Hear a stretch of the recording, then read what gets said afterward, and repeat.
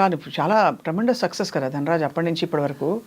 మీరు ఎంత నమ్మకం ఉంటే మీ మీద మీకు నిలదొక్కున్నారు. పారిపోతారు, కష్టం వస్తే పారిపోతారు అందరూ. అవును మేడం. ఫుడ్ లేదు 4 రోజులు కష్టం వస్తే పారిపోతారు. అవును మేడం, వెళ్ళిపోతారు. చూశాను మేడం, నేను నన్ను ఇన్స్పిరేషన్ తీసుకొని వచ్చిన వాళ్ళు ఉన్నారు, వెళ్ళిపోతారు. నేను అలా అడిగిన వాళ్ళకి ఒకటే చెప్పాను, తమ్ముడు నాకు అప్పుడు ఏంటంటే ఆర్థిక పరిస్థితి బాగోక, నేను 9వ తరగతి చదవడం వల్ల వేరే ఆప్షన్ లేక, వెనక్కి వెళ్తే కూడా ఏం చేయలేమని ఒక భయం, ముందుకే వెళ్ళాలని ఒక గోల్, అలా వచ్చాను.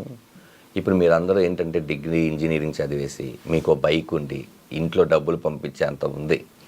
మాలాగా ఫోటోలు పట్టుకొని తిరగాల్సిన అవసరం లేదు. మీకు యూట్యూబ్ ఉంది, కొన్ని ప్లాట్ఫామ్స్ ఉన్నాయి, పరిచయాలకి ఈజీగా మొబైల్స్ ఉన్నాయి, సమ్ ఫేస్బుక్ ఇన్స్టాగ్రామ్, ఏదో ఒకటి మీ టాలెంట్ చూపించుకోవడానికి ఎన్ని ఆప్షన్స్ ఉన్నాయి కదా.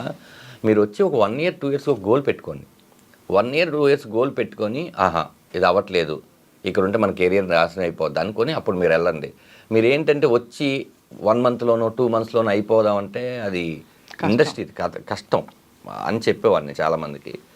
అదే మేడం, ఏంటంటే మనకి వేరే ఛాన్స్ లేక, ఎందుకంటే నా పర్సనాలిటీకి నేను మూటలు మోయలేను, ఏ జాబు చేయలేను, నాకు ఓన్లీ ఇదొక్కటే కనిపించింది. ఇందులో నేను ఎలాగైనా, ఒకసారి మీరు చూస్తే ఇండస్ట్రీలోనే ఉండాలని నేను ఎంత తప్పనగా ఉన్నానంటే, ఇప్పుడు కూడా యాక్టర్గా చేశాం, జబర్దస్త్ చేసిన తర్వాత దాని ముందు సినిమాలు చేసాం, బిగ్ స్క్రీన్ అయినా చిన్న స్క్రీన్ అయినా స్క్రీన్ సైజ్ మారుతుంది కానీ మన యాక్టింగ్ మారదనుకొని అన్నీ చేసాం.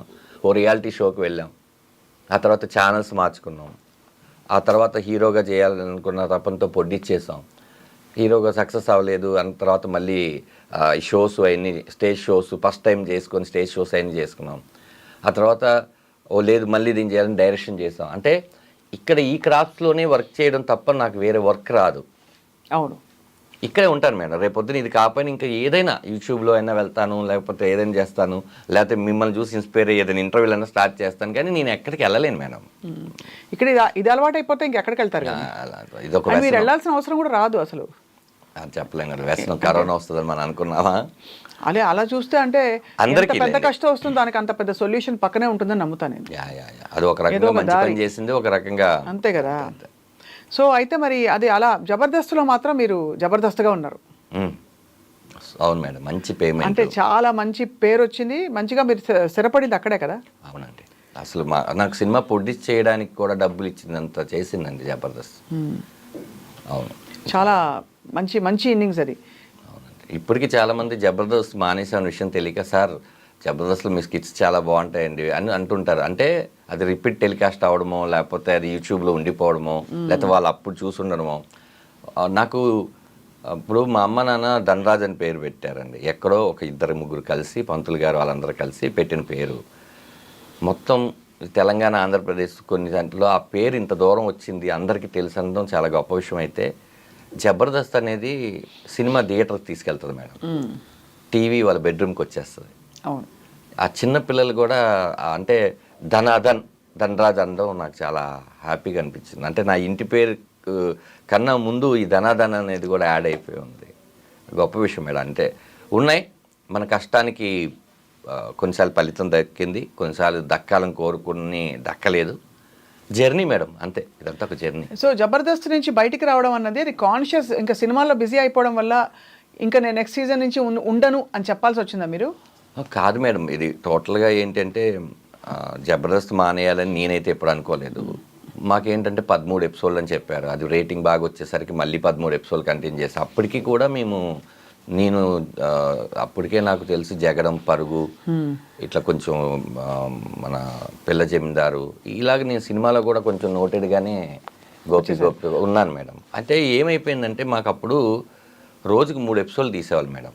అంటే మార్నింగ్ ఒక 10 o'clock స్టార్ట్ అయితే ఒక 6 టీమ్ లీడర్స్ చేసేసరికి అది ఒక 4, రిజల్ట్స్ అంత అయినాక 5 బ్రేక్, మళ్ళీ 1 hour తర్వాత మళ్ళీ ఒక స్కిట్, అది రాత్రి 11-12 మళ్ళీ ఒక బ్రేక్, మళ్ళీ 1 గంటకో 2 అది మళ్ళీ 4 అయిపోయేది, 4-5 అట్లా 3 ఎపిసోడ్లు తీసేవాళ్ళు. 3 ఎపిసోడ్లు తీసిన తర్వాత మేము ఇంటికి వెళ్ళి ఇంకా పడుకోవాలి. పడుకున్న తర్వాత ఆ డే పోయింది. ఆ నెక్స్ట్ డే నుంచి మళ్ళీ నెక్స్ట్ వీక్కి సంబంధించిన కాన్సెప్ట్ ఏంటి రాసుకోవాలి. మీరే రాసుకునేవారు? అంటే మేము ఇప్పుడు నా స్కిట్లకి ఇప్పుడు ప్రసన్న బెజవాడ అనే అతను ఉండేవాడు, నా దాంట్లో రాటో రాంప్రసాద్ ఉండేది. ఏదున్నా కూడా టీమ్ లీడర్ ఐడియాలజీ నుంచే, మీరు ఏది చెప్పినా కూడా ఇది బాగాలేదు బాగుందని చెప్పడానికి టీమ్ లీడరే మెయిన్ ఉంటుంది. వాళ్ళ కాన్సెప్ట్ చెప్పినాక అది నచ్చలేదు, ఇలాంటి కాన్సెప్ట్ వేరే వాళ్ళు చేస్తున్నారు అని అనేవాళ్ళు. అప్పుడు అది రాసుకోవడానికి ఒక 2-3 రోజులు పట్టేది. ఈ 2-3 రోజుల తర్వాత రిహార్సల్స్ తర్వాత షూటింగ్, మళ్ళీ షూటింగ్, సేమ్ ప్రాసెస్. ఇప్పుడు టోటల్గా మనకి ఏంటంటే వేరే సినిమాకి డేట్లు ఇవ్వడానికి, ఇప్పుడు సినిమా డేట్లు ఎలా ఉంటుంది కాంబినేషన్, అవును సేమ్ ఇక్కడ కూడా కాంబినేషన్. నాగబాబు గారు, రోజా గారు, ఇటు అనసూయ గారు, లేకపోతే రష్మి గారు, మిగతా 6 టీమ్ లీడర్లు, కంటెస్టెంట్లు, ఫ్లోరు, ఇన్ని ఉండే. ఇక్కడ ఇచ్చేస్తే అక్కడ చేయలేం. అక్కడేమో మన లైఫ్ టర్న్ అయిపోయి మన బిగ్ స్క్రీన్ కదా చూద్దాం అనుకున్నాం అనేది ఒక చిన్న ఇది ఉండేది అప్పట్లో.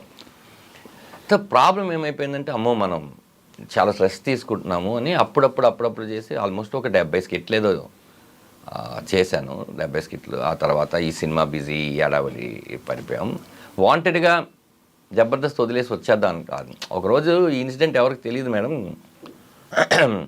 మీరు వేణుని కూడా ఇంటర్వ్యూ చేశారు, నేను చూశాను. ఇప్పుడు మీరు వేణుని అడిగి వేణు చెప్తాడేమో అని కొంచెం చూశాను నేను. యాక్చువల్లీ పనిలేని పులిరాజు అని ఒక సినిమా జరుగుతుంది మేడం, నేను హీరోగా చేస్తున్నాను. అది యూసుఫ్ గూడ్లో గణపతి ఎదురుగా ఫోటోషూట్ ఏదో జరుగుతుంటే వేణు అండ్ ఏడుకొండల మేనేజర్ వచ్చారు. వచ్చి ఆలీ గారు ఆలీ టాగీస్ అని ఒకటి చేస్తున్నారు, సడన్గా ఆయనకి ఏదో డేట్లు ఇబ్బంది వల్ల చేయట్లేదు, ఇప్పుడు దాన్ని మా టాగీస్గా మార్చారు. దాంట్లో వేణు నువ్వు ఇద్దరు యాంకర్ బాగుంటుంది అనగానే నేను వేణు వచ్చాడు. ఏంటంటే లేదు చేద్దాం, ఎంతకాలమైన మనం కంటెస్టెంట్గా ఉంటాము, చేద్దాం అంటే అయితే ఒక పని చేద్దాం, ఒకసారి దీప్తి గారికో కీర్తి గారికో మల్లెమాలకి చెప్దామంటే అప్పుడు వేణు అన్నాడు లేదు ఆ షో వేరు ఈ షో వేరు, అది గురువారం ఎప్పుడు వస్తుంది, ఇది ఆదివారం మధ్యాహ్నం వస్తుంది, ఇక్కడ మనం ఏంటి కమెడియన్స్, అది ప్రాబ్లం ఉండదు కదా అన్నారు. సరే అయినా కూడా ఒకసారి చెప్తే బెటర్ ఏమో అన్నాను. వేణు సరే నువ్వు వెళ్ళి చెప్పు అన్నాడు. నేను ఏం చేశానంటే ఇక్కడ నెక్స్ట్ డేనే షూట్ చేస్తాం. షూట్ చేసేసి నేను వెళ్ళి ఇట్లా మేడంతో మాట్లాడాను, శ్యామ్ ప్రసాద్ గారి వాళ్ళ పాపతో.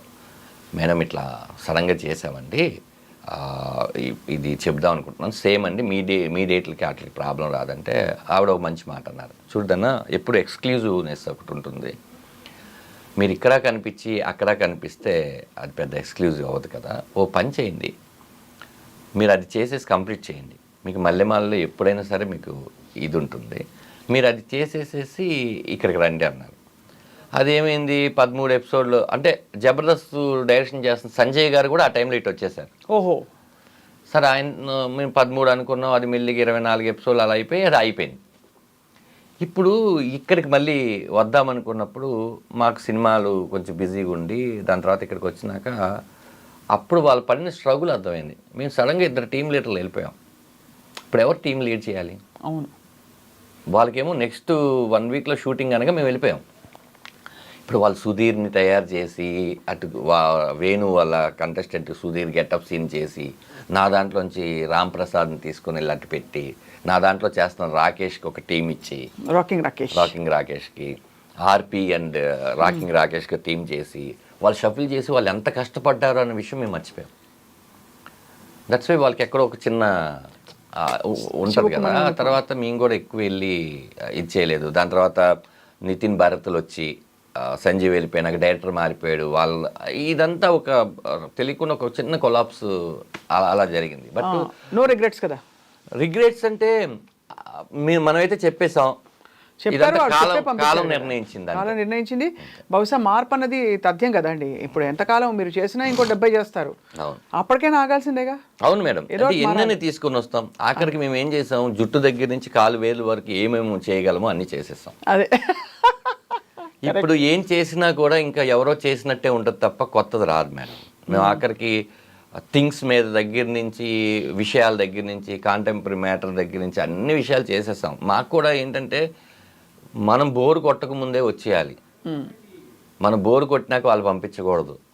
అది కరెక్ట్, 100% కరెక్ట్. ఇంకా తృప్తి ఉండాలంటే అలా వచ్చేయాలని అనుకున్నాం, అలా జరిగిపోయింది మేడం. అది ఇప్పుడు మీ సక్సెస్ని అమ్మ నాన్న చూసారా? నాన్నగారు నాకు 8-9 ఇయర్స్ ఉన్నప్పుడే చనిపోయారండి లారీ యాక్సిడెంట్లో. మదరు నాతో వచ్చేసినాక ఆవిడ చూసిన ఒకే ఒక్క సినిమా ఏంటంటే జై, నా ఫస్ట్ మూవీ. ఆ సినిమాలో తేజ గారు, అక్కడే వేణు నేను కూడా పరిచయం. తేజ గారు ఒక సీన్, ఒక చిన్న పాటలో ఇది ఉంటుంది. మా అమ్మ గిలాక్సీ థియేటర్ అని కింద మీకు షేక్పేట్లో ఉంటుంది, అందులో నన్ను కత్తితో పొడుస్తారు. అది యాక్చువల్లీ బొమ్మకి పొడుస్తారు కదా, మా అమ్మకి తెలియదు. అప్పుడే ఫస్ట్ టైం మా అమ్మ డిటిఎస్ చూడడం. కొరంగానే నానా అంది. అమ్మ అది బొమ్మమ్మ, నేను ఇక్కడ బతికే ఉన్నాను కదా అన్నాను. ఆ సినిమా ఒకటే చూశారు. ఆ తర్వాత మా అంతా చనిపోయాను. అమ్మ